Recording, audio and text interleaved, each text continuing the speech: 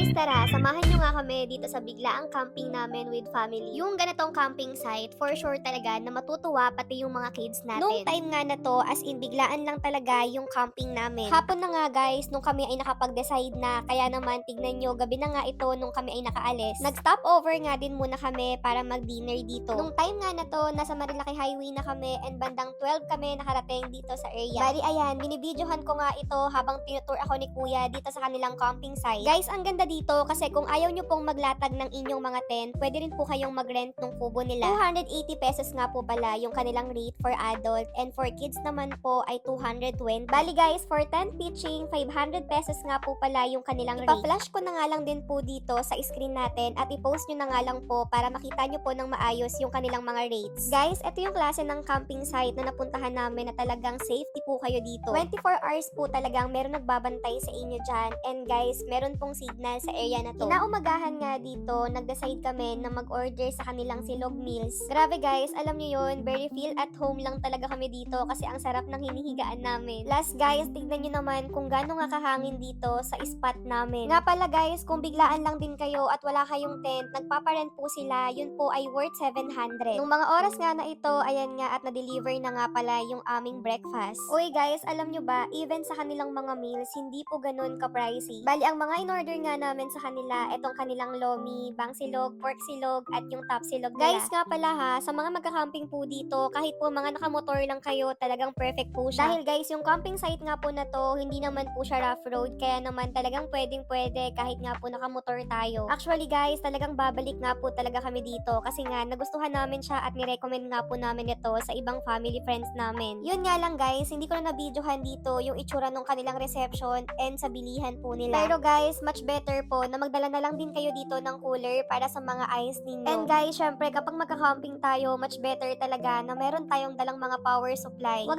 nyo nga lang kakalimutan po yung inyong mga turbo fan, power bank, and yung inyong mga lights. Although madami naman pong ilaw sa mga poste nila, pero guys, much better talaga yung mismong spot ninyo, may sarili po kayong mga solar light. Bali guys, yung fit nga po pala nung kanilang pool hanggang 2 to 6 po siya. And ayan nga guys, successful nga po itong camping namin kasama ang mga kids. Kaya kung naghahanap nga din po kayo ng best spot for bondings with your family, guys, ang ganda dito. I-message nyo na lang po yung kanilang contact page dahil dun lang din po kami nag-reach out sa kanila.